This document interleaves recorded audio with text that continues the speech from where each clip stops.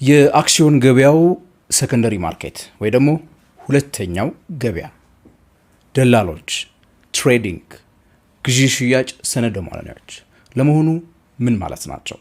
የተወደዳችሁና የተከበራችሁ የንጋት ፖስት ቤተሰቦች በየሳምንቱ ሐሙስ ልክ በ9 ሰዓት በተከታታይ ትምህርታዊ ቪዲዮዎችን እየለቀኩ እንደሆነ ይታወቃል። ዛሬ ስድስተኛው ክፍል ላይ ደርሰናል። በዛሬው በስድስተኛው ክፍል ትምህርታችን ታዲያ ለመሆኑ ሰከንደሪ ማርኬት ምንድን ነው? ትሬዲንግ ስንል ምን ማለት ነው? በዚህ በትሬዲንግ ውስጥ የሚጫወቱ ደላሎች ሲባሉ ምንድን ናቸው? እንዲሁም ደግሞ ሴትልመንት ስለሚባለው ነገር፣ ክሊሪንግ ሃውስ ስለሚባለው ነገር፣ እነዚህን ነገሮች አብረን የምንመለከት ነው የሚሆነው። ቻናሉን ሰብስክራይብ ካላረጋችሁ እስካሁን ድረስ ታዲያ ሰብስክራይብ በሉ። በፕሌይሊስት መልኩ በየሳምንቱ ከኤፒሶድ 1 ጀምሮ እየተለቀቁ ያሉትን ቪዲዮዎች ደግሞ ታዲያ ወደኋላ ሄዳችሁ መመልከት የምትፈልጉ ከሆነ ስቶክ ማርኬት አምሃሪክ ኮርስ የሚለውን ፕሌይሊስት ከፍታችሁ እታች ያለውን ሙሉ ቪዲዮዎቹን ከክፍል 1 ጀምሮ በተከታታይ ብትመለከቱት ይበልጥ ሰፋ ያለ መረጃ ይኖራችኋል። ከኢትዮጵያ ውጭ ካላችሁ ጆይን በሉ።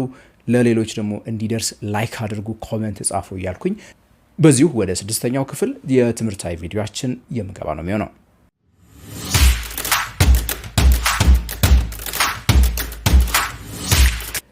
ካስታወሳችሁ ባለፈው ሳምንት በአምስተኛው ክፍል ትምህርታችን እንግዲህ ቁጥሮችን እንዴት እንደምናነብ በዋናነትም ደግሞ በአክሲዮን ገበያው ላይ አክሲዮኖችን ዋጋቸውን በምንገዛበት ሰዓት ወርዛቸውን የሚተምኑ ነገሮች ኤርኒንግ ፐር ሼር፣ ዲቪደንድ ጉዳይን እንዲሁም ደግሞ የፕራይስ ቱ ኤርኒንግ ሬሾ የተባሉ 3 ቁጥሮችን ለመመልከት ሞክረን ነበረ። ታዲያ በኢትዮጵያ ሰነደ ሙዓለ ንዋይ ገበያ አይነት እንደ ኤኤስኤክስ አይነቱ ገበያ ላይ ሄደው ሊስት የተደረጉ አክሲዮኖች ወይ ደግሞ ሰነደ ሙዓለ ንዋዮች እዛ ላይ ሊስት ከተደረጉ በኋላ ምን ይፈጠራል፣ ምንስ ይሆናሉ፣ ከዛ በኋላ የሚሆኑትን ነገር ነው በዛሬው ቪዲዮ የምንመለከተው። እንግዲህ በመጀመሪያ የምንመለከተው ሰከንደሪ ማርኬት ወይ ደግሞ ሁለተኛ ገበያ እያልን በተለምዶ የምንጠራው ገበያ ምንድን ነው ከሚለው ነገር እንጀምር። የሰከንደሪ ማርኬት የምንለው እንግዲህ ከዚህ በፊት ስለ ፕራይመሪ ማርኬት አብዛኛዎቻችን መረዳቱ ይኖረናል። አይፒኦ በሚለው ክፍል ላይ ካስታወሳችሁም ደግሞ አንዳንድ ነገሮችን ለማንሳት ሞክሬያለሁ። ድርጅቶች ለመጀመሪያ ጊዜ አክሲዮኖቻቸውን ወይ ደግሞ ሌሎች ሰነደ ሙዓለ ንዋዮቻቸውን በገበያው ላይ ለመሸጥ ለህዝቡ ወይ ደግሞ ለኢንቨስተር ለመሸጥ በሚወጡበት ሰዓት እሱን የመጀመሪያው ፕራይመሪ ማርኬት በማለት እንጠራዋለን ማለት ነው። እሱ ገበያ ላይ ድርጅቶቹ ናቸው ገንዘብ የሚያገኙት። ሰከንደሪ ማርኬት የሚባለው ግን ሁለተኛው ገበያ፣ በዚህ ውስጥ ድርጅቶቹ ምንም አይነት ተሳትፎ የሌለበት ገበያ ነው። በዚህኛው ውስጥ ድርጅቶቹ ገንዘብ አያገኙበትም። ለምሳሌ ከጥቂት ጊዜያት በፊት ኢትዮ ቴሌኮም አይፒኦ ባደረገበት ሰዓት ለማህበረሰቡ ኢንቨስተሮቹ ከሸጠ በኋላ ገንዘብ አሰባስቧል። እኔና እናንተ እነዛን አክሲዮኖች በእጃችን ይዘን አለን። ብሩን ለኢትዮ ቴሌኮም የሰጠ ነው። ሰከንደሪ ማርኬት ላይ ግን ኢትዮ ቴሌኮም አይገባበትም። እኔና እናንተ አክሲዮኑን ገዝተን በእጃችን ያለን ሰዎች በእጃችን እንዲቆይ ካልፈለግን ለሌሎች ሰዎች መልሰን መሸጥን የምናስብ ከሆነ የምንሸጥበት ገበያ ማለት ነው የሰከንደሪ ማርኬት የምንለው እሱኛው ገበያ ነው። እናም በዚህኛው ገበያ ልክ ከዚህ ቀደም እንደተደረገው ኢትዮ ቴሌኮም የኔን አንድ አክሲዮን በዚህ ያክል ብር ግዙኝ በማለት አይደለም የሚመጣው። በዋናነት ልክ እንደ ማንኛውም አይነት ኮሞዲቲ በፍላጎትና በአቅርቦት መካከል ባለው መስተጋብር ከዚህ በፊት እንዳወራ ነው ዋጋው እየተተመነ የሚገዛ የሚሸጥበት ገበያ ነው የሰከንደሪ ማርኬት የምንለው። በእኛ ሀገር ሁኔታ እንግዲህ በአሁኑ ጊዜ የተፈቀደለትና ህጋዊ ሰውነት አግኝቶ ይህንን ስራ ሊሰራ የሚችለው እና የተለያዩ ድርጅቶችን አክሲዮኖች ሊያገበያይ ሊያሻሽጥ የሚችለው እኔና እናንተ መካከል የኢትዮጵያ ሴኩሪቲስ ኤክስቼንጅ ወይ ደግሞ የኢትዮጵያ ሰነደ ሙዓለ ንዋዮች ገበያ የምንለው ነው ማለት ነው። ስለዚህ ሰከንደሪ ማርኬት ስንል እችኑ ማለታችን ነው። በዚህ ገበያ ላይ እንግዲህ የሚከሰተው ነገር ትሬዲንግ የሚባለው ነገር ነው ብያቸዋለሁ። ትሬዲንግ ሲባል ምንድን ነው? በተለይ የተለያዩ የትሬዲንግ ተርሞችን ዩቲዩብ ላይ፣ ቲክቶክ ላይ በተለያየ መልኩ እንደምትሰሙ አስባለሁ። ዞሮ ትሬዲንግ የሚለው ቃል ያው መገበያየት ከሚለው ጋራ አቻ ያለው ትርጉም ነው። መገበያየት ስንል ደግሞ እንግዲህ ሰነደ ሙዓለ ንዋዮችን ሰዎች ከአንድ ሰው ወደ ሌላ ሰው የሚያስተላልፉበት ሂደት ማለት ነው። ትሬዲንግ ወይ ደግሞ ግብይት እንግዲህ አሁን ባለው በዘመናዊው የሰነደ ሙዓለ ንዋዮች ገበያ በህግ የሚገዛና ቁጥጥር የሚደረግበት እንዲሁ ደግሞ ኤሌክትሮኒክሊ የሚደረግ ነው። ከዚህ ቀደም ሰዎች ወረቀት አክሲዮኖች በእጃቸው ይኖራቸዋል። ያንን ለሌላ ሰው በሚያስተላልፉበት ሰዓት እንግዲህ እንደ ውልና ማስረጃ አይነት ስርዓቶች ውስጥ አልፈው ከአንዱ ወደ ሌላ ገንዘብ ደግሞ ክፍያ ከዛኛው ወደዚህኛው የሚተላለፍበት ነው። አሁን ግን ኤሌክትሮኒክሊ ይህ ሁሉ ይደረጋል። ግብይት የሚባለውን ነገር እንግዲህ ምን አይነት ስቴፖች አሉት ነው በምን ሂደት ነው የሚያልፈው ብላችሁ የምትጠይቁኝ ከሆነ የመጀመሪያውና ዋነኛው ነገር እንግዲህ እኔና እናንተ እስካሁን ሜቢ ያላደረግነው ነገር የተፈቀደላቸው ኢንቨስትመንት ባንኮች ጋር ወይ ደግሞ ብሮከሮች ጋር ወይ ደግሞ ዲለሮች ጋር ሄደን የኢንቨስትመንት አካውንት የሚባል መክፈት ይኖርብናል። ልክ ለምሳሌ ባንኮች ጋር አሁን ገንዘብ ቆጥበን ገንዘብ ከአንድ ባንክ ወደ ሌላ ባንክ ለማስተላለፍ የባንክ ደብተር ቡክ እንዳለን ሁሉ ኢንቨስትመንት ባንኮቻችን ብሮከሮቻችን ደግሞ የኢንቨስትመንት አካውንት ወይ ደግሞ የኢንቨስትመንት ቡክ ይከፍቱልናል እንደማለት ነው። ይህንን በማድረግ ነው ወደ ግብይቱ ዓለም ልንገባ የምንችለው ማለት ነው። እንደ ሲቢኢ ካፒታል፣ ወጋገን ካፒታል የመሳሰሉ ሌሎችም ደግሞ አዳዲስ እየተፈጠሩ ያሉ ኢንቨስትመንት ባንኮችና ብሮከሮች ጋር ሄደን ይህንን ማድረግ ይኖርብናል።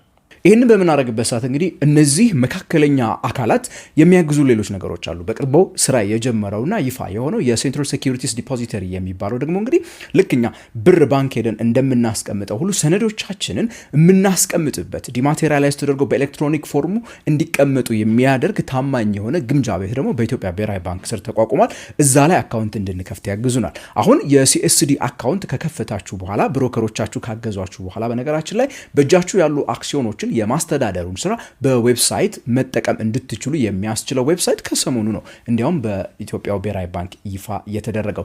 ዋንስ ይህን ካደረጋችሁ በኋላ እንግዲህ በእጃችሁ ያሉ ሰነዶችን ማስተዳደር ማለት ብትፈልጉ መሸጥ ብትፈልጉ መግዛት የሚለውን ነገር ካሰባችሁ ምን ማድረግ ትችላላችሁ ማለት ነው። እናንተ እኔ ሄደን መሸጥም መግዛትም አንችልም፣ ትዕዛዝ ግን ማስተላለፍ እንችላለን። ግዙልኝ፣ ሽጡልኝ ብለን ማለት ነው። ይህንን በምናደርግበት ሰዓት ሁለት አይነት ዋና የግብይት መንገዶች አሉ።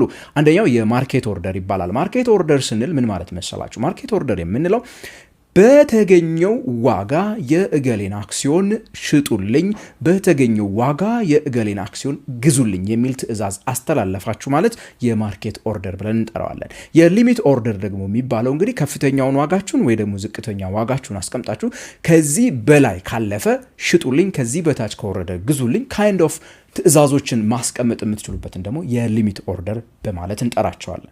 ዋንስ ይሄንን ሁለት የተለያዩ አካላት የተለያየ ቦታ ሆነው በሚያደርጉበት ሰዓት ማለት ኤዘር ማርኬት ኦርደር ኦር ሊሚት ኦርደር በሚያቀርቡበት ሰዓት እንግዲህ ኦርደር ማች የማድረግ ወይ ደግሞ የሁለቱን ትዕዛዛት የማገናኘቱን ስራ በኤሌክትሮኒክ ፎርም ማለት ነው የኢትዮጵያ ሴኩሪቲስ ኤክስቼንጅ ማዕከላዊ የሆነ ስርዓት አለው። እሱ ስርዓት ላይ የሚጣጣሙ ነገሮችን ያገናኛል ማለት ነው። አንድ ሰው ይነሳና 100 ፍሬ የኤክስን አክሲዮን ግዙልኝ ይላል። ሌላ ሰው ደግሞ ተነስቶ 100 ፍሬ የኤክስን አክሲዮን ሽጡልኝ በ80 ብር የሚል አይነት ነገር በሚገናኝበት ሰዓት የእነዚህን ሁለቱን አገናኝቶ ግብይት ይፈጽማል ማለት ነው። ይሄ ነው የሚሰራው በዋናነት ትሬዲንግ የምንለው ማለት ነው።